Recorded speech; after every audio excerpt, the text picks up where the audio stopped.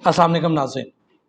नाज़रीन, आज यहाँ आप मेरे सामने टेबल पर कुछ अजीबो गरीब सी अशिया देख रहे होंगे। ये देख लें आप, ये देख लें, ये पानी, जग, ये सामने मुख्तलिफ तरह के फ्लेवर्ड मिल्क। इसका क्या मकसद है?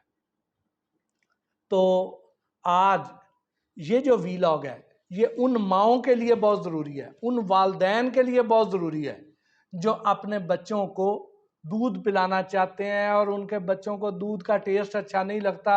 आप उन्हें मिल्क शेक देना चाहते हैं, वो मिल्क शेक नहीं पीते हैं, वो फ्रूट्स नहीं खाते हैं, वो दूध नहीं पीते हैं। तो आप मुख्तलिफ तरह के हीले बहाने जतन करते हैं, लेकिन बच्चे की इनटेक वैसी नहीं होती है। तो फिर आपको आसान हल ये नज़र आता है कि ये फ्लेवर्ड मिल्क हैं, इनके बड़े बड़े खूबसूरत इश्तिहारात भी आते हैं, तो ये फिर आप उन्हें पिलाते हैं।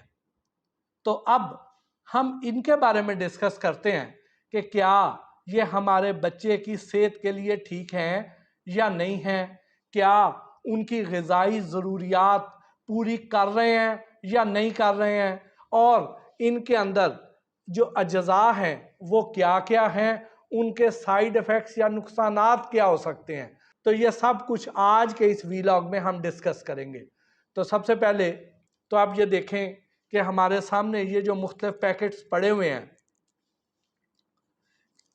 माइलो है, बहुत शौक से बच्चे पीते हैं। ऑलपर है, एक बड़ा अच्छा ब्रांड है, बड़े शौक से लोग पीते हैं।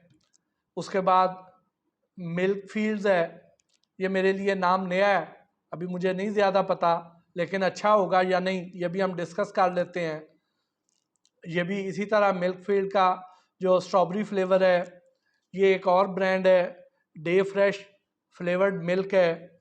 इसी तरह ऑलपर का स्ट्रॉबेरी फ्लेवर्ड मिल्क है। तो अब हम इनको डिस्कस करते हैं। तो आपने करना क्या है?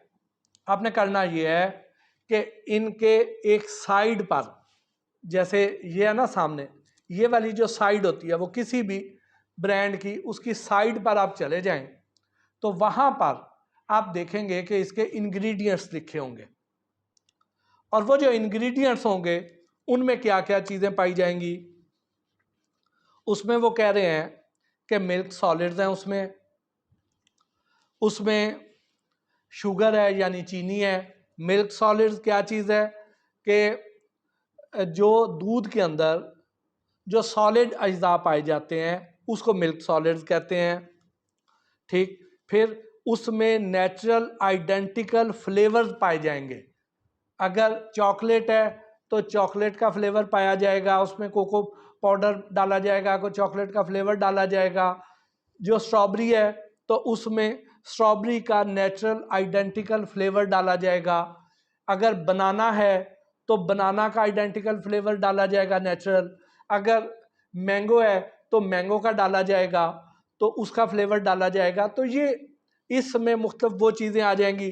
फिर आपको उसमें स्टेबलाइज़र नज़र आएंगे, फिर उसमें आपको एमल्सिफायर नज़र आएंगे, जो आप इंग्रेडिएंट्स वाला एक ब्लॉक देखेंगे, सेक्शन देखेंगे। तो अब हम ज़रा आते हैं कि ये होता क्या है। एक एक डब्बे को हम उठा के इसको मैं डिस्कस भी करना चाहता हूँ, उसके इंग्रेडिएंट्स को भी मैं डिस्कस करना चाहता हूँ, लेकिन चूंकि हमारे पास फ्लेवर्ड मिल्क की रेंज बहुत ज़्यादा है, तो जैसे अभी हमने कुछ दिन पहले शुगर फ्री बिस्किट्स के बारे में किया था, तो वो वीलॉग बहुत लंबा हो गया था, वो तकरीबन को 25-30 मिनट का हो गया था। उसकी वजह से लोगों ने कहा कि आप इतना लंबा ना बनाया करें। उस वाले वीलॉग में चूंकि मैंने मुख्तलिफ ब्रांड्स एक ही वीलॉग में डिस्कस कर दिए थे, तो उसकी वजह से उसकी तवालत ज़्यादा हो गई थी। लेकिन आज वाले हम वीलॉग में ये नहीं करेंगे। हम पहले तो ये करते हैं कि आपको ये फ्लेवर्ड मिल्क बनाना सिखाते हैं, फिर उसके बाद आते हैं कि इन डब्बों की तरफ। जी, तो करना क्या है, जैसे वो कहते हैं कि इसमें मिल्क सॉलिड्स हैं, तो ये देख लें, ये मेरे पास मिल्क सॉलिड्स पड़े हुए हैं। फिर जो नेचुरल आइडेंटिकल फ्लेवर है वो ये है, अगर चॉकलेट वाला आपने बनाना है तो। फिर उसमें शुगर कह रहे हैं, चीनी, वो ये है जो पीछे पड़ी रह गई थी इधर, ये चीनी भी हम इधर रखते हैं सामने। फिर इसमें स्टेबलाइजर्स हैं और एमल्सिफायर हैं, जिनकी अभी हमें बनाते हुए ज़रूरत नहीं है, जब बड़े पैमाने पे बनाएंगे तो फिर वो डालेंगे। लेकिन जब हम इन डब्बों को डिस्कस करेंगे तो फिर आपको मैं बताऊंगा स्टेबलाइजर्स क्या चीज़ है और एमल्सिफायर्स क्या चीज़ है, और इसमें किस किस्म के स्टेबलाइजर्स होते हैं और किस किस्म की एमल्सिफायर्स होते हैं जी।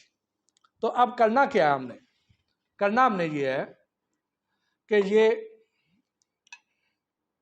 एक गिलास हम पानी का लेते हैं। अब इसमें हम मिल्क सॉलिड्स डालते हैं।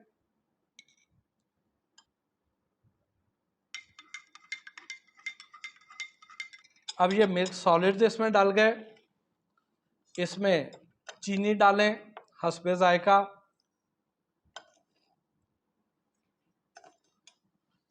इसको मिक्स करें और साथ ही इसमें ये डाल दें आप नेचुरल आइडेंटिकल फ्लेवर।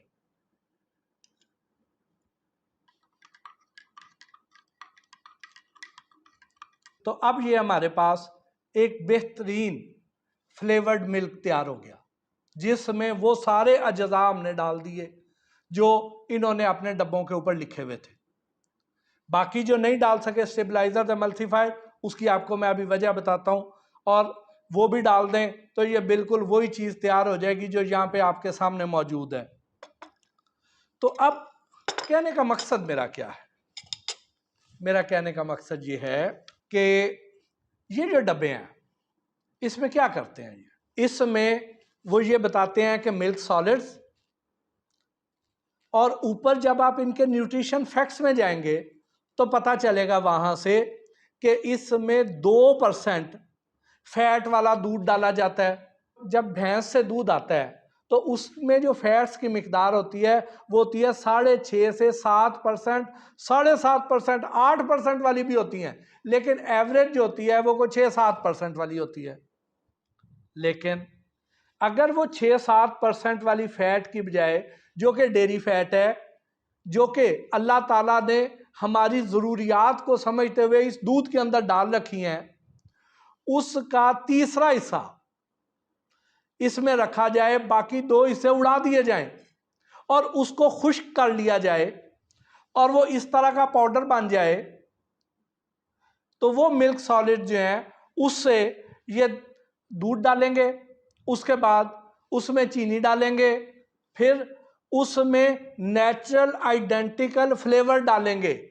ये जो ऊपर बड़ा खुशनुमा सा लिखा होता है कि इसमें ये स्ट्रॉबेरी फ्लेवर्ड मिल्क है, तो माएँ ये समझती हैं कि चले हमारा बच्चा दूध नहीं पी रहा तो उसको हम ये दूध की जगह पे ये दे देते हैं, उसमें स्ट्रॉबेरी के भी उसको अफादियत मिल जाएगी और दूध की अफादियत भी मिल जाएगी, या केला है तो केले की अफादियत मिल जाएगी, मैंगो है तो मैंगो की अफादियत मिल जाएगी, तो ये बच्चा हमारा बड़े शौक से पी लेगा।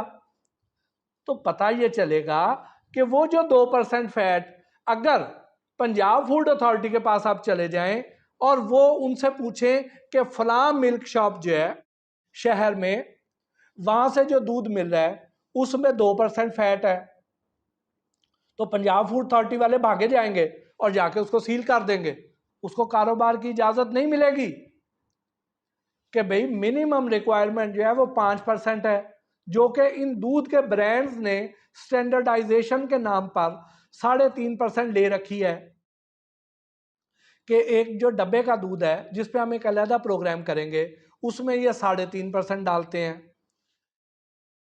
तो अब कहाँ पे 6%, 7% और कहाँ 3.5%, लेकिन ये वाले जो फ्लेवर्ड मिल्क हैं इनमें तो 3.5% भी नहीं है, इनमें तो 2% है।